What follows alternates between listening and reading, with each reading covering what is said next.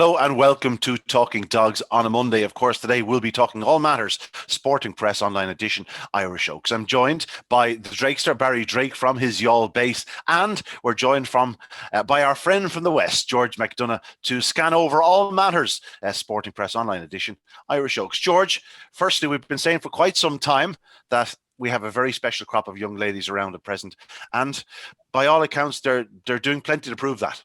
We certainly are, Ian, and going through the competition, it's been a superb competition, I think, and we get to the semi-final. We've 12 bitches who you can probably make a case for 10 of them winning outright. It's been a wonderful competition, and it's marvellous to see. And to add to that, the fact that this week in the semi-finals, there will be patrons allowed to come to see the semi-final at each venue. Not many we know, but it's progress. And I think it's great that there will be people there to see wonderful action. And I think right throughout the competition, at various times, we've seen fantastic action, and more so than the quarterfinals. I just think back, I think from Germany, the fact that there's just two wide seed runners left, you see these type of performances like Ballymacbeanie. Okay, she was beaten the last night, but Susie Sapphire as well. That dash to the bend, superb. But it has been a very, very good competition, it must be said. And it's great to see the bitches really getting centre stage, and marvellous that they coincide the semi-finals, I think, with the resumption of public coming back to the tracks.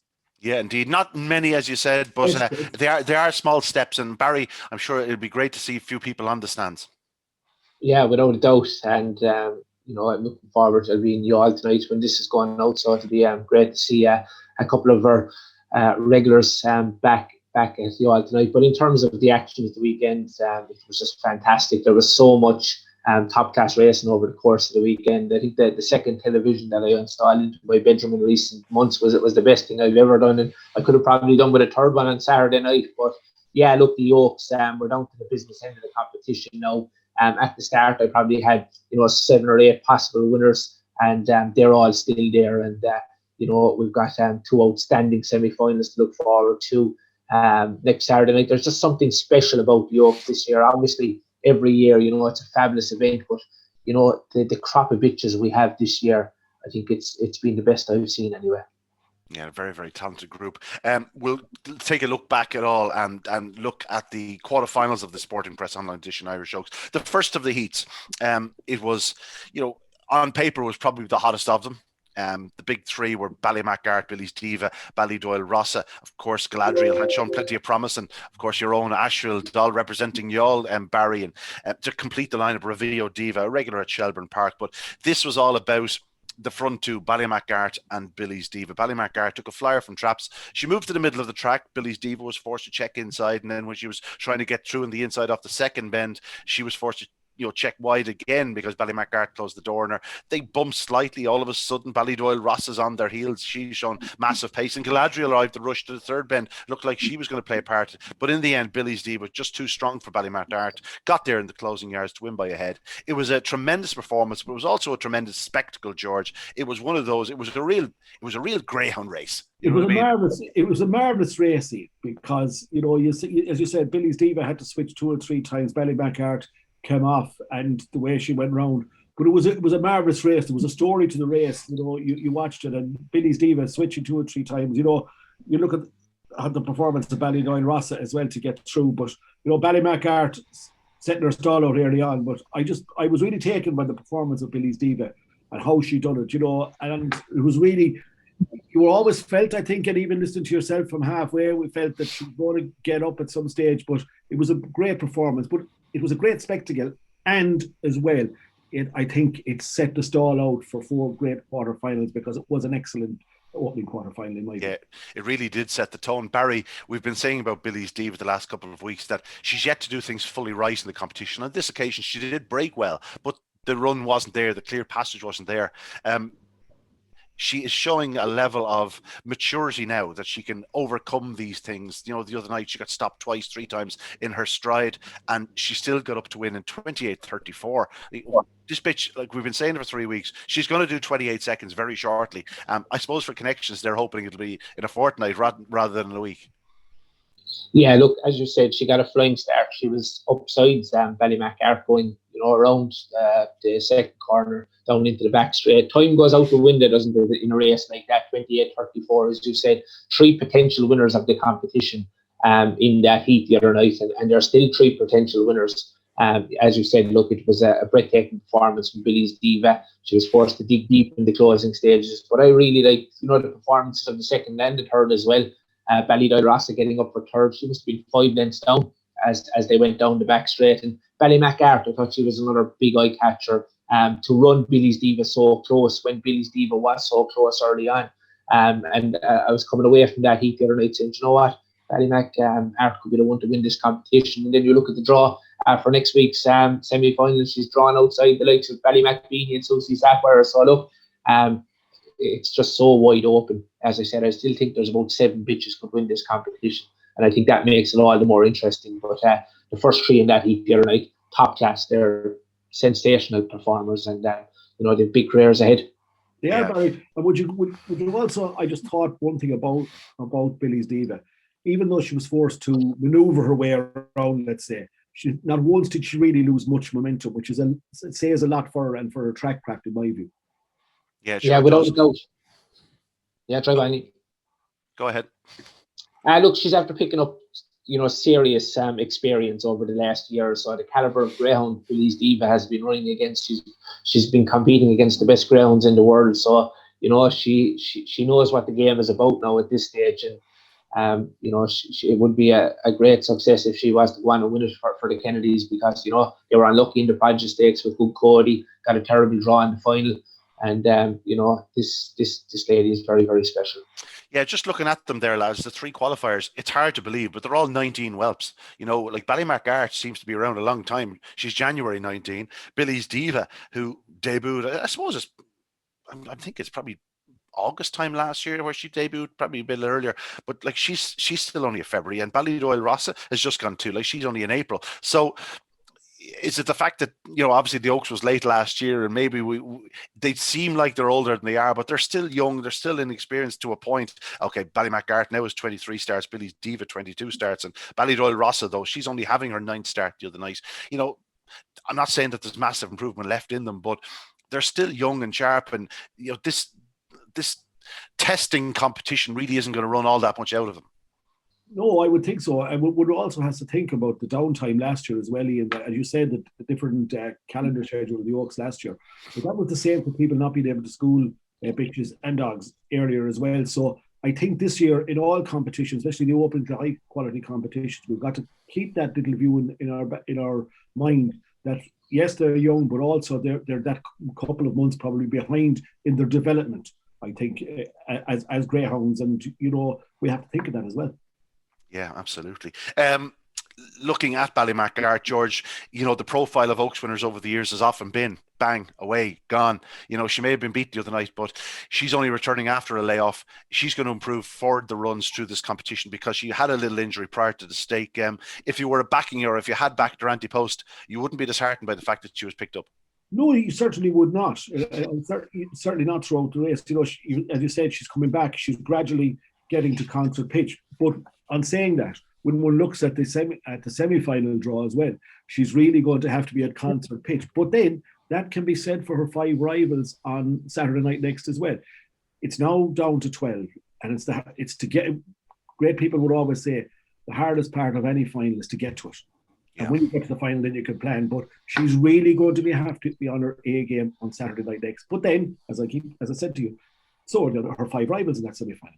Yeah. Well, we'll move on to the second heat. Barry is the one of the main members of the Scooby Princess fan club. I suppose we're all in it. She showed unbelievable pace in defeat, but Susie Sapphire, only in November 19, we're talking about age. This lady really is progressive, coming on leaps and bounds. It was the first time at the competition she hit the lid. She really needed to the other night, Barry. But once she did from trap 5, she was professional, as you like. She has brilliant early speed, fantastic pace to that third bend, and she coasts home. She's not a stout stayer just yet, but she's out of a real stayer, so she could strengthen up in time. But this lady has a very, very bright future. She's a real star. Yeah, she sure has, and she's improving the whole time. She was very good when she won the Puppy Oaks recently, and she's continued that form into the Oaks. coming into the competition, it was obvious she was going to have some really tough tests, but she's been outstandingly well handled by Owen McKenna, of course, was no stranger to big race success. And, she's developed into a leading player now for sure. Just made the corner in front the other night from a tricky draw in trap number 5. And once she got around in front, you could see that Scooby Princess was out the back. So it was when the race over from that stage. But Scooby Princess ran another magnificent race to finish second, and Swanley Chick back in third. But most deserving winner for sure. George, this lady Susie Sapphire, she's a real eye catcher, isn't she? She's a real star in the making. She's a star in the making, as you said. She's November 19. You see, she's only very, very young, but you have to be impressed with her. The way I think she was quickest to the third bend on Saturday night. It was a 16:03 or 16:02 or something like that. 16:02, yeah. Yeah, Barry. And that is electric, and as you alluded to in the Oaks 5-2-5. It's all about getting there and being in front and catch me if you can. But she's very, very impressive. She does all the right things. You have to give credit to Scooby Princess coming from the clouds, as we would say. And Swanley Chick gets through to another big competition semi-final. Again, the three qualifiers have all qualified on their merits. They displayed different facets of their game there, but you had to be impressed with Susie Sapphire. Owen McKenna will bring her to concert pitch. You look at the draw for next Saturday night. She's inside Ballymac Art. Runtamani will be very wide, and the buckle between herself and Ballymac Beanie going up, I'd say, will be interesting to say the least. But she was electric at the traps the last night. Feeling is she has to be that way all the time, and I just, again, for the merit of the competition, you just love to see that electric early dash and the dive into the inside. That could be something. But she was very, very impressive the last day, as were the three qualifiers. And Scooby Princess, where, my God, did she come from? Yeah, she was about a dozen lengths back at one point. She's beaten 4. Barry, she's after winning 6 in the bounce prior to that night. It was looking for her 7th. But I put it to you that this was nearly her most impressive run of the sequence in defeat. She had no right to finish as close as she did. She looked out with the washing, but to qualify was impressive. But to finish second, beaten 4 lengths only, was unbelievable. Yeah, look, she's a bitch of a lifetime, a dream greyhound. We all followed her closely last year with all the great performances, and she brought that form into the Irish Greyhound Derby, and I'm sure she'll bring it into the competition again this year. And you could see her go to the latter stages of the competition as well, because she's just never beaten, and she's so strong and powerful from halfway. And no surprise to see her in the semi-finals. And I think we said it at the start. She's going to be very, very, very hard near impossible, I think, to be knocked out of the competition. Yeah. She's also got massive experience, lads. Yeah. 30, that's her 37th start of the night, yeah. And that is going to be crucial. If there's something happens going on, she has that maturity to be able to handle it, one would say. But if she's within a couple of lengths going to the third bin after the performance the last night, even if she's behind, she has to be a danger to her. Yeah. Prior to the race, we all thought Swanley Chick had the draw of a lifetime, but in the end, she didn't quite get the flyer, and Susie Sapphire did. So it didn't turn out to be as good a draw as it looked at perhaps one point, but she did run well to qualify in third spot. She's not quite firing in the same way that she did last year, but she's still there. And again, she only just needs one little bit more luck to be in an Oaks final for the second year running. Exactly, and she's one of the 2 wide-seated runners left. She has the 6 box again in her semi-final the next night. She didn't time it right, but again, you have to say the credit goes to the bitch because she qualified and she found a way of qualifying. They're not machines, but her track craft stood to her, I think, between the last 2 bends, and she just got there. And again, it's down to the fact that she's drawn out wide. It just could be the 2 wide-seaters in the semi-finals looking forward, I think, could have a small bit of an added advantage to where their particular semi-finals might unfold, especially on the run to the turn. Yeah. So we were 2 heats down, and by all accounts, if you were asked to pick the 3 big guns in each of the 2 heats, you'd have picked the 3 qualifiers in the 2. So already we had an incredible sort of lineup for the semi-finals with those 6 in there. We were to get 3 more stars in the next heat. Again, probably the big 3 that you would have picked out of the heat came through. First, you have to give mention to Tip Top Taylor. She's been running so well for Paul Ryan, and I think she just went early and she just fell on her belly. She came out lengths behind him. She never got a chance to even take part in the contest, which is probably the most disheartening part of it all. She was always out the back, never really got a chance to show her worth. She is young progressive, so she'll have other nights. But when it came down to it, Ballymacbeanie showed the best early dash. It looked like Black Eyed Alice going around second might have just held up Frontomani enough, but Frontomani got racing at halfway, and she was just unbelievable from halfway to home. And Sinfonia coming from out of the clouds, as George alluded to earlier on. Sinfonia, yeah, I can't wait to see her over six pens, but she qualified in third, but both first, second, and indeed third ran very well indeed. Frontomani, though, George, she's a bit of a monster, this lady. She is, Ian, and we make a lot about clock. Well, you'd love to clock her from halfway home because she really is very, very powerful. Again, I just think over 5 yards, possibly the draw in 6 might just play a massive to her strengths the next day. Again, the last day she got a bit of a bump. She got 2 bumps, I think, going around the first 2 bends. Ballymacbeanie was out there as she always is. Like she lost nothing in defeating, to me, Ballymacbeanie, but Frontomani just from halfway. The back, we make a lot about in any track in this country about back straight pace, none more so than Shelbourne Park. And when you're out virtually as wide as she was going down the back, it is your eye is always drawn to where coming to the third bend. Your one eye, I suppose, looking. For me, if I was in the stands, I'm looking for the third bend. What's going to happen? If I'm looking on the screen back at base, you're looking for the third bend. You know when it's coming up, and that's the crucial part of the race to a wide runner like that. But I thought she was very, very impressive. But you cannot take anything away from the other 2 either. And Ballymacbeanie will still have a huge say in the destination of this prize. She certainly will. Barry, into that third bend, if you are running a wide path and you cut it in the right manner, as Frontomani does, you really do seem to catapult around it. That's exactly what she did. And she catapulted around Ballymacbeanie, went on to a monstrous success. It's been something we've mentioned here. I know Declan O'Donoghue mentioned it a couple of times. Frontomani, this 5 yard trip is probably on the sharp side for her. You could really see her putting it up to the dogs in the Derby. Yeah, without a doubt. And in fairness, I thought the writing was on the wall, even before halfway on Saturday night. Ballymacbeanie was never really getting away off the front, and the time there to the third bend area, like 16:26. That's not Ballymacbeanie at her very best. So she was certainly at below par for me. But look, she's still in the competition. She's still going to have a big part to play in it, but she'll have to improve, I think, a nice bit from that performance on Saturday night. Look, but Robert Gleeson has another star in his hands. It was a great weekend for him. Great to see tourmaker Sydney return to winning form across the pond. I'm sure we'll touch on that later on. But yeah, Frontomani, a real powerhouse. Another one that has a great draw next Saturday night. Should be in the final. But just in terms of the final, then if she got to the final, there might be just maybe 2 or 3 in front of her going into the bend. And when you've got a field of so many greyhounds in the competition that can do low 28-second runs, she may just struggle in the final if getting there. Yeah, we'll have to see what way the makeup of the final is, but I can understand what you're saying, especially if the big guns all go through, or most of them go through. It's going to be a red hot final, and it's not the sort of final you want to be coming from 4th or 5th in. You want to be up with the pace. Ballymacbeanie, George, she has a 28.02 in her card. She was 28.18. She has some sensational runs at Shelbourne Park. She just hasn't quite got there yet in this competition. I know she did the 28.23 on May 22nd, but she's probably not just firing fully as yet. Barry alluded to it there, her third bend sectional. She should be certainly going faster. I don't know. I feel the track probably isn't as quick as it was back in the last year, but she's just not quite sparkling like she could or like she can. It may still come, though.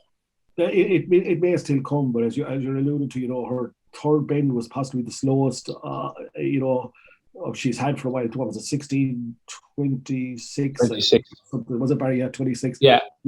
She's not, but she's still a high quality bitch, and she's also, if I say, a competition savvy as well at this stage of her career. There's no doubt that she's gradually going to be coming to her peak. She has to come to a peak. Again, you would say to yourself, maybe I take the point that she's not exactly firing on all cylinders, but is she not gradually coming to that point as well? And maybe they're just up looking at the competition, the track also, a speedy on a fast track, she would be really, really your fancy. But the time of year, we don't know what's happening, but we think still that she is very, very good to the third bend. You go back to your point, Ian, about being in front, and if she's in front, this competition is going to be, for me, for the inside runners, who's in front, because you have to pass them in, and it's all about where you challenge. It's just pace to halfway really is going to be crucial, I think, in the eventual outcome. Yeah, absolutely. Sinfonia back in third spot, lads. It'd be no surprise to anyone if she snuck into a final. She'll be out the back. She'll get to pick her own sort of plot draw where she wants to go. And she does some running from that third bend home. She certainly does, and that's her forte, you know. And again, you're going to a point when you're down to 12, Ian and Barry. That there's also a bit of track craft comes in, and there's times when someone a bitch like Sinfonia, that she's going to be, let's say, have a view of the race. It's not ideal, but she's going to have a view of the race, let's say, turning into the back straight, and she can plot her path. It's a bit of luck in running though for her. She done very well the last night, and look, it could happen again the next night, but she's certainly a very, very high quality bitch. Yeah, Barry, I suppose that they had the option to go down to the likes of the competition down in Cork at present. They opened 750. O'Leary's driving school 750. Sinfonia, they decided to go to the Oaks, and I suppose they've been rewarded for their efforts. Without a doubt, into the semi-final of the Oaks, you know, that's a massive achievement, and you know it's going to be an exciting week ahead to lead up to the semi-final, and they'll be dreaming of an Oaks final. And I honestly think this Oaks competition, we could be on for one of the best finals ever in Shelbourne Park. We have the likes of Billy's Diva, Ballydoyle Ross, Scooby Princess. I think the three of them are going to make the final. You have Frontamani, Ballymac Beanie, Ballymac Art, Susie Sapphire. This is incredible. Like, there's going to be one, that's 7 I've named there, so there's going to be one star, potential winner in my book, going to miss out on the competition. But just imagine if we got 6 of them 7 in the final in Shelbourne Park on Saturday week. There'll be a lot of people looking for one of those 100 tickets. Yeah, sure would. We'll move on to the final heat of the quarterfinals, should I say. And it was a tightly run affair. In the end, it was Highview Magnet who had shown the best early dash to get to the front. She held off her namesake Highview Lemon. Merriman 1-2. She's a really progressive type. We've spoken about her, Barry. She didn't do the clock the last 2 weeks, but she has that 28.50 on her card. She's going to need to find a few more lengths, but there's so much to like about her. It was only her 7th career start, and all of a sudden she's in the semi-finals of an Oaks. Yeah, she's a nice one, Ian, isn't she? Yeah. You know, only a puppy. Loads more to come, and you know, it didn't get off to a flying start the other night. I thought she tracked beautifully around the opening corner, showing a lovely injection of pace to take up the running, and you know, she kept on bravely as well to land the spoils. And that's a big night there for the Merrimans to have first and second in an Oaks quarter final. That's something, you know, that you could be talking about for a long time to come. And you know, they're in the semi-finals now, and who knows, anything can happen on the night. Yeah, but the winner, very, very promising start. As you said, lightly raced, loads more to come for sure. From the start of her career, George, she's just been one of those bitches where she just gets it, doesn't she? She just knows what racing's about. You know, the line she took the other night to go round on the inside at that first corner was a sight to behold. It is. She was superb, really. And again, with bitches, especially track craft, you know, a bitch with track craft is a joy to watch with what else. And you see that the Merrimans, like, turning for home, they had 2 in the semi-finals of the Oaks. It's a great fillip for them. But she was very, very good. She may not have it on the figures, but look, what is it? 7 races. You know. Yeah, 7 races. Yeah. Like, you know, 4 success, but like, it's just only 7 races. She's obviously going to be a bitch that's going to be around for a while, and really good performance. But the other 2 qualifiers as well, Highview Lemon and Razan Dazimaya, you have to give them credit as well, the way they ran. But the winning bitch herself, she just, at the first bend and even down the back straight, she just showed what she is, and really with experience, and especially so early in her career, lads, to go through a competition like this and get to the semi-final, it has to stand her in good stead, and her track craft would certainly stand her ahead going. Yeah, I think for a long time. Highview Lemon did come with a withering run the closing yards. Barry, she too is lightly raced. She's only a March. This is only her 13th career start. You know, she's one they're going to have an awful lot of sport with. I don't think she'll be winning at Oaks, but as I said, she's plenty fast enough. Yeah, definitely. Look, as I said, like, to get into a semi-final of an Oaks is an unbelievable achievement, and you know, to get 2 is extra special. So look, they're there with a fighting chance on Saturday night. Just in terms of the competition itself, I mean, look, you're on the road now a long time. Look, fantastic competition. As I said, I think it's one of the best ever that I can remember anyway. We've 7 superstars in my book in the competition. 6 of them got through. Like, what kind of a final would would that be? Yeah, unbelievable. Razzle Dazzle Mai was third there. Niels O'Connell, he gets such a sweet tune out of this type, one that's been around for a long, long time, but she is singing a sweet tune at present. She's beaten a length and a half on a short head. She's only doing 28.87, but she's still there, and you never know, lads, you never know. No. We'll move on, lads. We'll take a look at the semi-final draw because it's thrown up two very intriguing heats. I described it the other night in Talking Dogs TV that it was the strong running types and the speedsters, with the exception of Front of Manny, drawn in the second heat. They're all early speed. They're all about the early speed, whereas in the opening heat, there's probably not an awful lot of early dash. And it is a race where if Billy's Diva, despite a tricky draw out in 5, if she did come away on terms, she'd be very hard to stop into the opening bend. She will, and if she pings the leads, she'll certainly take a fair bit of pegging back. But it's an ideal draw for Swanley Chick as well out in trap 6. But again, how is she going to approach Scooby Princess? Ballydoyle Rasa will certainly give the inside 2 runners. I would think 3, 4, and 5 might be the 3 to qualify. I certainly like Billy's Diva as a bitch. I think she's very, very good. She's huge pace. At this early stage, I may have thinking that the winner is going to come from the second semi-final. But from my view in the first semi-final, I think Billy's Diva, Ballydoyle Rasa, and probably Scooby Princess were the 3 I would like to, in my view, to get to the final itself. But you can't rule out the other 3. Swanley Chick certainly could be the fly in the ointment about my 3. But that's just my view. I just think Billy's Diva will be the one I think that get them home in front here. Yeah, Barry, even though they're all very, very strong, it's not the type of race where you're going to be coming from well off the pace, considering the competition, the opposition you're facing. Billy's Diva will need to be sharp because she'll want to turn in the 3. If she doesn't, she just could find herself in a spot of bother. But that said, if she does do her 208 from the other night, you'd imagine she'd be thereabouts, probably leading around that opening corner. And then it's a real battle for the placings. Yeah, when you would have heard trap number 5, Billy's Diva, first you would have been worried, but when you look at the race and the greyhounds that are inside her, it certainly is a good opportunity for her to slip around in front. 3 superstars in this race, 6 very, very talented greyhounds, but it's going to be 5-4-3 for me. I'm hoping they'll make the final because I've been following their careers quite closely over the last couple of months. Yeah, indeed. Swanley Chick is well housed in 6, as you said, George. Sinfonia will be finishing fast. Razzle Dazzle Maya, it is hard enough to make a case for her. Like, as well as she's running, this is just very hot. She's just got up, and she's got to go up another half division here, really, hasn't she? Yeah. But again, we don't know, lads. But as everybody seems to think the same 3 will qualify, I think they will. But again, you can't fault the competition. And Razzle Dazzle Maya, look, she might have a chance, but not for me. I think the 3, 4, and 5 would be the 3 that qualify with Billy's Diva. My idea, maybe.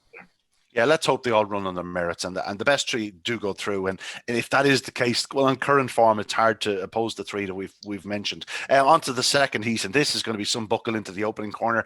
I put it to you that it's very important that Susie Sapphire is drawn on the outside of Ballymacbeanie. She will edge inwards. Just there's a small chance those 2 could bump in those first 3 or 4 strides. Ballymacart, she's actually run very well from the middle in the past. I don't think the draw is a concern for her. Highview Lemon is a very tricky draw out in 5. Considering the company she has on her inside. Front of Manny, though, will be looking to get around Highview Lemon early. It's important that she does, but if she does, again, she could find herself stalking the likes of Ballymacbeanie, Susie Sapphire, or Ballymacart into the back straight. And we have to give Highview Magnet a mention in trap 1. She's going to need to hit the lids, but we know she can do so. And she's another one that could be there in the firing line. It could get very tight into that bend, lads. The bend run will be vital in this contest, because if Susie Sapphire comes out or Ballymacbeanie comes out, there's every chance that they could collide on the run up. I think Ballymacart, of the inside runners out the 4, has the ideal draw. Yes, she can run up in the middle, but she tends to run up in that 3-4 line anyway. She moved off a little bit off the last day. If Highview Magnet hit it on the inside, we don't know what's going to happen to them. Of the overall complexion of the race, though, I would Front of Manny. The wide seeds, if she's stalking down there, but as you say, she's got to get around Highview Lemon and Ballymacart, who could be holding her up. She goes up on the 4 line. Front of Manny might have trouble going around the first bend. I'd be siding with Front of Manny here, and Ballymacart and Susie Sapphire. We go back to Ballymacbeanie. She's only coming, but I just think with Susie Sapphire on her outside could cause her a lot of trouble going to the bend. Yeah, Barry, it's one of those races where you'd love to have your bet after about 5 strides. Unfortunately, you can't. It's one of those heats where you can make a prediction, but you can't really make a prediction with any real confidence. My only prediction would be that Frontomani will probably qualify. And that's not much of a prediction, considering how fast she actually is. But you'd imagine that one of the early pace trio will lose out. Yeah, that's exactly my thinking. I'm not sure what's going to happen along the inside, to be honest, because you have 2, 3, and 4. Ballymacbeanie, Susie Sapphire, and Ballymacart. I can't predict what Greyhound's going to lead from that inside pitch. And Frontomani certainly has the draw. In terms of Ballymacart, as I said after that race the other night, I just came away from the race saying, you know what, she could win this competition. I'll certainly be following the outright prices closely this week when they go up online. Haven't had a bet in the competition outright so far, but despite having 2 fast starters on her inside on Saturday night, if Ballymacart was I thought there was a bit of juice in the price, I'd certainly invest a couple of quid on her and take a chance that she could win the Oaks for Liam Dowling. Yeah, she is capable of that flash start. I suppose all 4 of the top 4 in the race are capable of a flash start. Like Highview Magna has a 201 on her card. We've seen Ballymacbeanie do 204, 205s in the past. Susie Sapphire has 202, 206, and Ballymacart 205, 208, 203, 203. And I'm sure if you go further down her card, she has more of those type runs. It probably will come down to which of them absolutely hits the ground running. Something might just get loose, and thereafter you're hoping that the rest sort themselves out. And as we said, Frontomani charging home on the outside. An intriguing Oaks.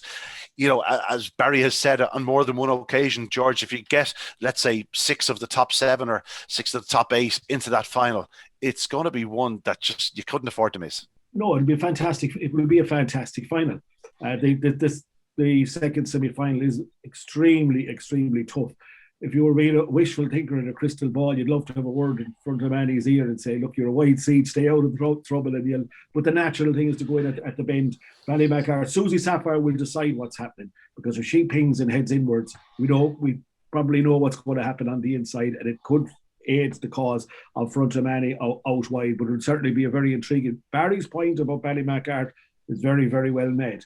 If she runs up that middle line, again, it's all about the first split, I think, because we'll know crossing the line, it's only 20 yards, but we'll know after those 20 yards, I think the general outcome of the contest, we'll know what's going to happen, I would think, because if Susie Sapphire hits it and just edges inwards a lot, it'll aid Ballymacart's cause, I think, but we'll have to see Frontomani. I think we'll have to be trapping well. I just think being a wide-seated runner and the way her pace from halfway can be vital to the general outcome of the entire competition.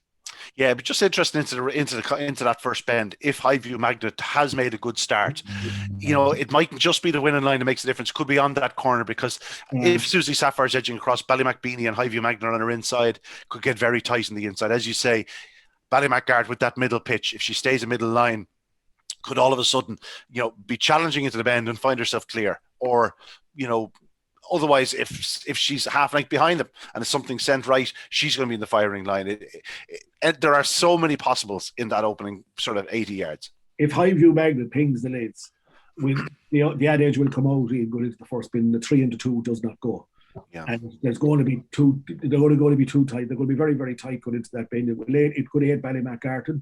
A very valid point you make, that if Ballymacart is up there with them, stays in her own line, happenings on her inside could leave her out in splendid isolation early in the back straight. Yeah. Barry, we have to mention the produce stakes Saturday night, of course, live on Talking Dogs TV. Explosive Boy had gone so close in the Kirby, wasn't to happen for him in that final. The draw sort of paid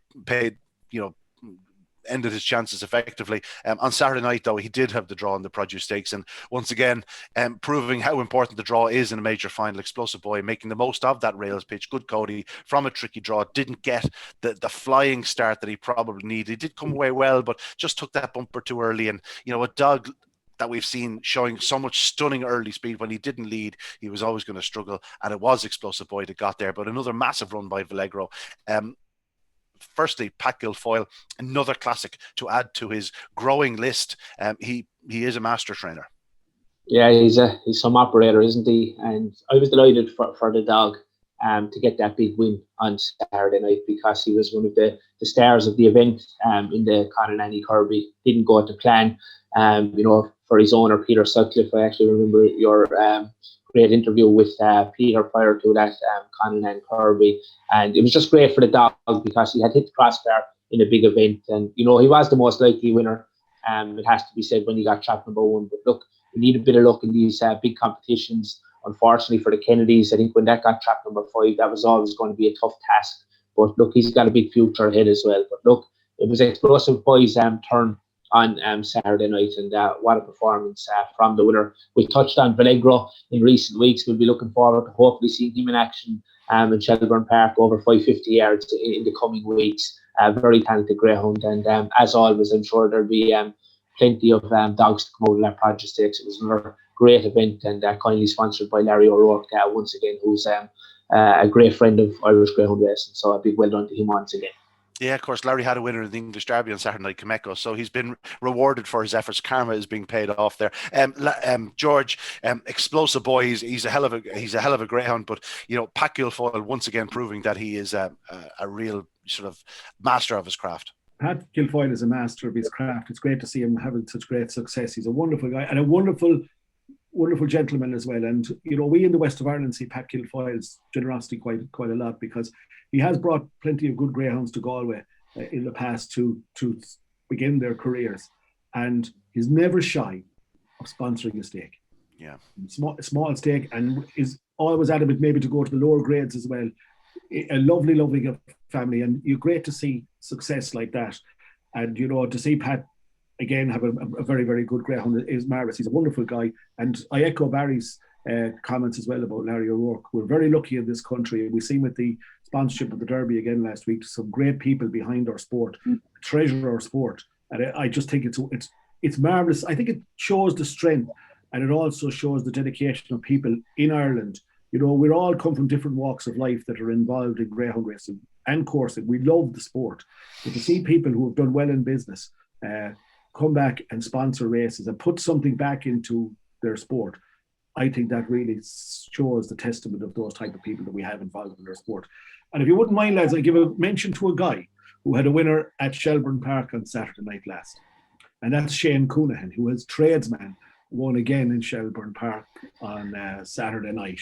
Shane is a young man who was involved in the sourcing of the Mullins Curtin Syndicate's great runners, Dana Point, Miss Joss, sadly injured, and Kiss an Angel was won a stake as well. It was Shane that was involved in the sourcing of those 3 bitches. And he's also well known as a Mayor Ishka with the golf hurling team over the years, and is an undertaker by day. So he's definitely a character, a lovely guy, and it's great to see him having another success at Shelbourne Park. Tradesman's done very well from up there, and well done to Ger Holin as well, and the Butsy's Bookhouse Syndicate were flying the West Flag as well on Saturday night. Yeah, I was going to say they had a very, very good winner in Butsy's Bengal. He's a dog that could really go places. We might give him a mention. He was the fastest run at Shelbourne Park on Saturday night. He has stunning early speed, George. We know that from last year. This year he seems to have matured again. I mentioned on Saturday night that he could go down the Dundalk route where they did go last year. It didn't happen for him. Or he's a real Laurels type greyhound who I mentioned a few times. I know Barry got a chuckle out of that, the fact that I kept mentioning Laurels, but that was the type of dog that was running the other night. This Butsy's Bengal could easily be in the latter stages of Laurels later in the year. He certainly could. It's a competition will most likely suit him, and the lads that are involved again are great supporters of the game. Ger Holin as well, able to be it on the track or in the course and field. He knows what the time of day, and he certainly is a dog that will go well in competitions like that. It would be lovely to see the Laurels come back to Galway again. It's a fair while since Tyler Ted might have been the last to bring the Laurels to Galway a long time ago. But it's wonderful to see that. But it was wonderful to see the quality of racing as well, lads, at the weekend at headquarters. It's everybody's dream. Like we in the west of Ireland, we see dogs going up. Believer, Carol Wade, another former Galway hurler, was on the winners' podium again the last night. Martin Fahey's trained stayer. Great to see that. But a few other lads involved as well in Galway. Brendan Spellman, and he's known as an advisor to Carol Wade and his dogs, the few dogs that Carol has. Wonderful supporters of the game. But the Butsy's Bookhouse Syndicate, great for them. And definitely Bengal is a very, very good greyhound, and it would be lovely to see him win a big competition. For the lads that are involved for the sport and the love of the game. Yeah. Barry, I'm sure you were watching the action from Shelbourne Park the entire night's racing, and there were a few that you'd say to yourself, wow, I wouldn't mind sharing that with the early speed he has coming down to Cork. Yeah, without a doubt. As I said, I was watching all the action live on Talking Dogs TV, another fabulous program on Saturday night. Well done to all involved. Certainly the highlight of my week over the last couple of weeks, especially I suppose when we can't go out and have a pint every now and again. But that's definitely kept us entertained, and just in terms of the race, and even over the last couple of weeks, Jimmy Barry Murphy is always on about the standard of race in Shelbourne Park, and it really, really is a very special place. Anytime there's a local dog would have a bit of success in Shelbourne Park, we're always talking about it. Whether it's on the Monday or Wednesday night. In recent weeks, we've seen Knock by Flight deliver some really, really impressive displays, trained by the McLean family in Clonmel, who are getting a great kick out of the Greyhound. He's owned by the O'Hurley family, Youghal regulars from Cork. They're coming down to Youghal the whole time, and they're getting a great kick out of it as well. And it's a real talking point. And I think that's what the sport is always, what it's about. Like, we get a winner in Youghal, we're delighted. But this Shelbourne Park, if you can have a dog that can compete there on a Saturday night, it must be some feeling. So, yeah, look, there's so many great talking points for our great sport. Yeah, well, in fairness, Cork haven't been winning much in Dublin in recent years, so I suppose it'd be great to see them win with a few races that are not. Now, we'll have to touch on the English Derby, a very successful 3 nights for Ireland, 13 heat wins over the 32 heats spread over the 3 nights, of course. There was only 22 heats where there were Irish runners, so 13 wins is a fair achievement. We still have a very tight grasp on the outright market. Barry, was there anything that really caught your eye? I'm sure there were plenty, but if I asked you to nominate 3 dogs that you took out of the opening round, what would they be? I thought the race of the weekend in the English Greyhound Derby was Native Maestro's winning performance, although I think we were all talking about Unlock and Lock after the race. I thought she ran an unbelievable race. I thought that, as I said, it was the standout race. And look, it's no surprise to see Native Maestro at the head of the market. I think a lot of people were giving him favourable mention prior to the event, including yourself.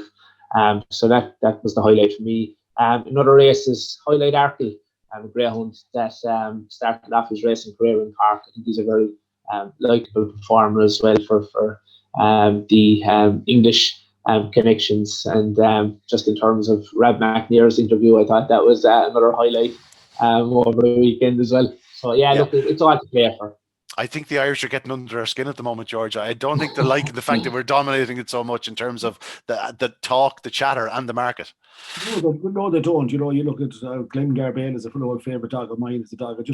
There's dogs like that you see coming through competitions, and I go with Native Maestro. Jimmy Buckley was in the winners' enclosure as well. Great to see. But there was a lot of talk over the 3 nights about the track not being, we'll say, the same surface each of the 3 nights. I think when we get down to 1 night's racing over there, it'll be 2 weeks' time, that's when we'll see we'll be able to take a view on the competition, I think, as a whole. But they don't like to see us dominating. But it also, I think, again, hats off to Ben Keith and all the team behind Star Sports. They put it up. They love the game. And I think in these times, we see it throughout this game, the resurgence of our sport. I think coming out of lockdown, the way we've, I think, conducted ourselves throughout this period, which has been a tough period for everybody in life. Barry's talking about the success of one other people who should mention young people.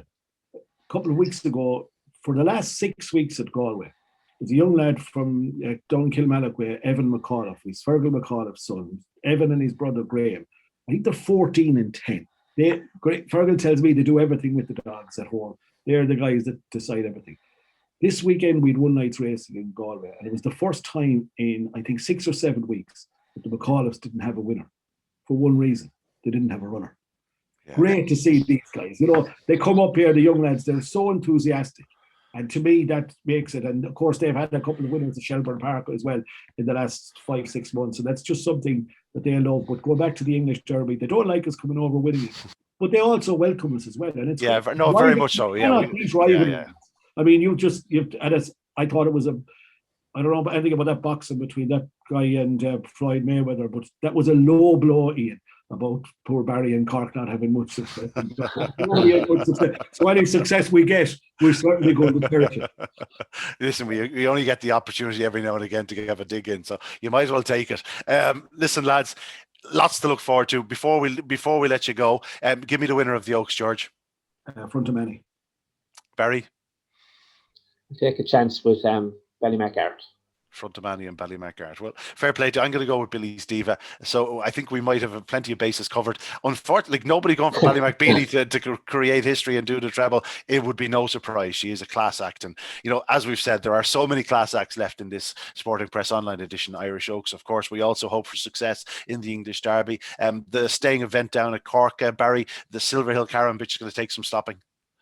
Yeah, she's a remarkable lady. She's won by wide margins in recent weeks, and I'm sure you'll be looking forward to seeing her in action in Shelbourne Park in the coming weeks. Yeah, but the O'Leary's driving school 750, great sponsorship once again, fabulous event, and she'll take some stopping next Saturday night in the feature final at Cork Track for sure. Yeah, what do we look? Go ahead. One to watch, lads, from Galway is a dog called Brickhill Yankee. Done 28.73. On Saturday night. Now we'll probably be heading to your own beautiful part of the world. We'll be heading to the Pale, I'd say, from after that success on Saturday night, Ian. 4 from 4, owned by Albert Long and John Collins and trained by Kevin Marmion, whose dad Lexi was the control steward at Galway for many, many years. 4 from 4, been very impressive in the 4 runs. Really impressive on Saturday night. And I think is a dog that would hold his own in Shelbourne Park or anywhere for that matter. I just think it's a dog with very good litter. Droopy, Sydney, Rathme and May. Excellent litter. But Albert and John Collins, who great people, and Kevin Marmion. But I think they have a very, very nice greyhound on their hands there. What's the style of racing? Out and gone. Out and gone. That's what you want. Out and gone was turning down the back straight on Saturday night. I was half thinking of saying how far, because he was 5'6" in front of the 3/4 mark. A little bit wide off the home bend, you wouldn't worry about that. It was just, the race was over round in the opening bend. But this Brickhill Yankee is hopefully a dog that you'll be hearing about, lads, in Dublin and maybe Cork as well. We'll keep an eye out from George.